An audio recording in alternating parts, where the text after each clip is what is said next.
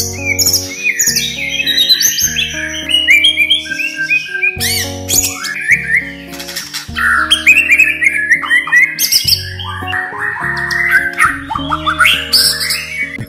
jawab dan kejujuran. Intinya itu, usaha apapun nomor satu tanggung jawab dan kejujuran. Dan saling keterbukaan antara kita sama owner. Terus kesehatan burung, perawatan konsisten. Terus melangkah ke depan. Kita melangkah ke depan ibarat kata melihat ke atas untuk lebih maju, tapi jangan lupa kita menunduk. Nama saya sendiri Anton, alamat Desa Serayu Larangan, Kecamatan Plepet, Kabupaten Purbalingga, RT 2 RW 5. Nama sekolahnya AMJ, Anton Mastering Jaya.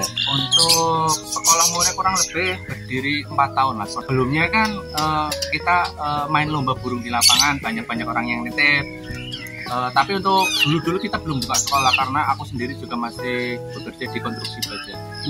Awal mulanya berdiri itu karena dorongan teman-teman dan saat itu terjadi corona ya. Akhirnya kita ya bismillah aja kita mulai dengan sekolah burung karena dorongan dari teman-teman Kicomania. Tujuan sekolah murai itu menciptakan murai itu mengeluarkan variasi lagu di gantangan untuk perlombaan-perlombaan dan kita didik dari awal, dari nol. Jadi kalau kita mendidiknya dari nol itu prosesnya lebih mudah. Intinya variasi lagu. Jadi seperti dosen yang kita ada di belakang ini kan variasi. Intinya gitu. Jadi setiap burung itu nanti dia ada karakternya sendiri kan. Ada burung merol, burung nembak. Itu kita masterannya udah ada semua. Kebetulan masteran yang di sini semuanya hampir lagunya tajam-tajam. Jadi kenapa masteran di sini banyak? Karena burung itu kan tidak bisa kita paksakan untuk memilih kamu harus bunyi lagu ini, kamu harus bunyi lagu ini, itu nggak bisa.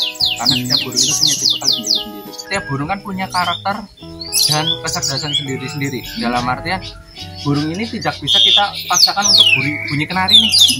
Nah, kita kadang kan ada burung yang tipikal besar, nembak, ngerol. Makanya kenapa kita masteran banyak, setiap burung itu sudah punya insting sendiri-sendiri. Jadi lagu apa yang dia bawakan itu burung itu lebih tahu lah, seperti kita sendiri. Kalau untuk pemasteran ya nomor satu dari suara dosen.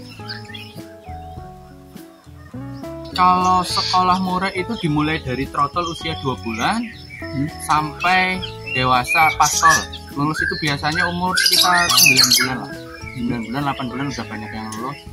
Terkadang juga banyak ada dari yang Kicomania menitipkan sampai burung itu dicoba di gantangan lah. Dicoba lager-lager, latpes kayak gitu. Kalau pertama datang kita mulai dari burung trotol ya. Kita proses, kita masteri dengan dosen-dosen yang ada di belakang kita ini sampai burung itu mentas pastol usia 8-9 bulan. Nah, sampai 8-9 bulan itu kita pantau isiannya apa-apa, nanti kita laporkan. Perkembangan sebetulnya kita laporkan hampir setiap 2 minggu sekali, ataupun owner itu tanya pasti kita jawab. Kurang lebih 5-6 bulan. Itu untuk burung trotol. Terkadang juga ada burung restar, dalam artian burung yang sudah pernah prestasi rusak, itu banyak yang kita tanya. Perawatan setiap hari kita kayak gini kan, seperti di belakang kayak gini. Jadi pagi kita start jam 7 lah untuk trotol udah kita bersihin. Jam 9 burung trotol, burung mapung udah kita masukin. Habis itu kita rawat untuk yang dewasa dan masteran. Keuntungannya di sini kita pakai konsep alam. Iya, itu konsepnya konsep alam. Jadi lebih lebih enak di burung lah. Jadi kebetulan kita ke tempatnya masih di pedesaan, jadi lebih asri dari segi udara, semuanya lebih, alhamdulillah lebih enak. Di tempat masih alami banget ini. Kalau tarif untuk sekolah per bulannya 350.000. Itu sudah termasuk pakan, jasa perawatan lain-lain sudah include lah 350.000 sudah semuanya. Ya kadang kalau sistem SPP itu pertama burung masuk, SPP masuk. Nah, nanti seterusnya kita ngikutin tanggal pertama masuk. Terkadang juga ada yang bayar di awal semua, terus ada yang bayar awal SPP masuk, terus sisanya pas di akhir itu ada. Karena kita yang penting burung masuk, SPP pertama masuk, nanti seterusnya kita mengikuti koordinasi sama ownernya. Kalau for kita bervariasi ya, sesuai keinginan murai dan kesukaan burung murai itu, karena kita tidak bisa memaksakan. Kita tidak memaksakan hendak harus makan fur ini itu enggak. Jadi burung itu makannya fur apa kita kasih. Terus untuk pemberian extra fooding kita kasih jangkrik sesuai kebutuhan burung, karena setiap burung kan presentasi jangkriknya beda-beda mas. Ada yang makannya 5, 7, 10. Kalau burung-burung dari mabung itu kita kasih 10. Mabung trotol kita kasih 10. Terus untuk extra fooding seperti kroto kita kasih 1 minggu 2 kali. Terus untuk perawatan mandi kita kasih 1 minggu 2 kali, Senin Kamis. Kalau makan extra fooding untuk tahan tubuh juga sih, kayak kata kita lah makan kayak jangkrik kan udah kebutuhan pokoknya. Terus kroto untuk menunjang, untuk birahi emosi gitu kan ada iya ada itunya sendiri. Kalau siswanya Jawa Timur, Jawa Barat, terus daerah Jawa Tengah banyak dari Mojokerto, Jombang, Jakarta juga ada, Purwakarta, Kerawang, terus Kudus, Malang. Kalau dari dosen itu ada cungkol, kapas tembak, rembetan, kolibri, glatik, sogon, kenari, lovebird, hampir total semua hampir 40 masteran lah.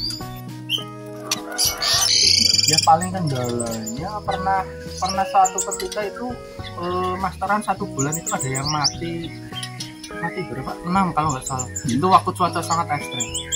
Tahu-tahu mati sendiri. Dan kebetulan masteran yang itu waktu mati masteran yang harganya agak lumayan. Kalau alhamdulillah selama ini belum ada ya.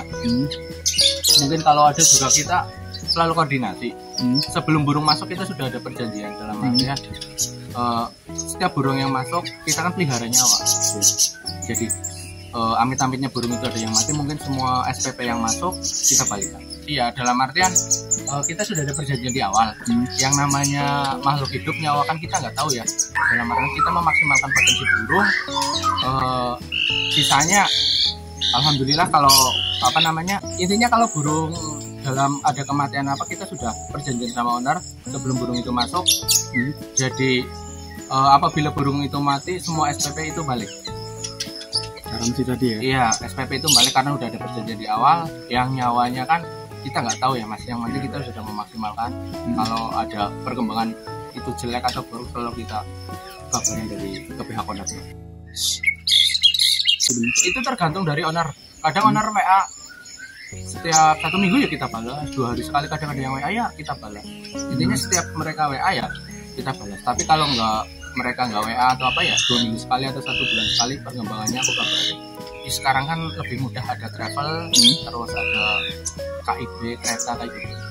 Intinya ada travel sama ada kereta juga kan, ada paketnya gitu. Modal lumayan mas, untuk dosen-dosennya aja harganya bervariasi.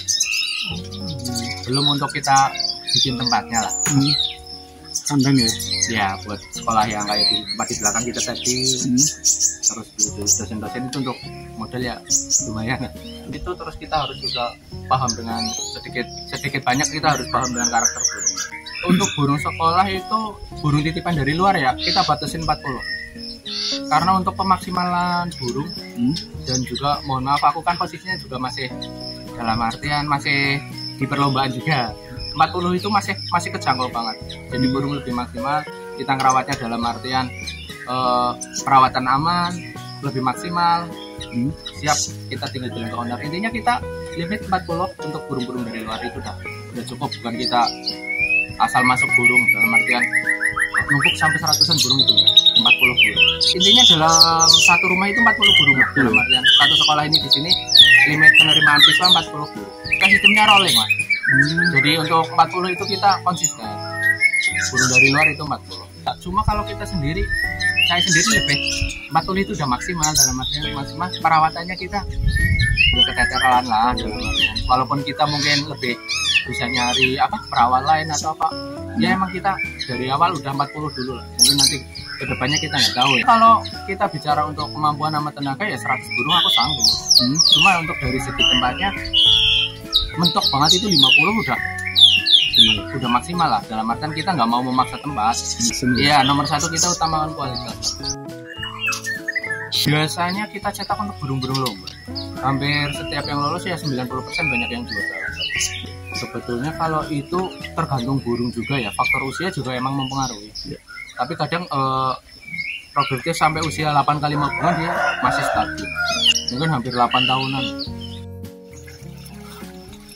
Biasanya itu kayak burung patok. Biasanya kalau faktor cuaca, intinya faktor cuaca yang ekstrim, terus perawatan dari burung yang menyebabkan burung itu sakit, faktor kebersihan nomor satu. Kebersihan dan keperawatan setiap hari kan kita selalu burung maupun nggak maupun selalu kita bersihkan karena faktor menyangkut kesehatan kan nomor satu dari kebersihan. Dari itu di burung, dari itu manusia pasti faktornya hampir sama. Ke depan kita untuk tempat insya Allah kita upgrade semuanya. Insya Allah untuk tempat, kalau tempat udah ready semua, nanti untuk kedepannya tetap kita ada penambahan itu berskala ya, nggak langsung spontan kayak gitu.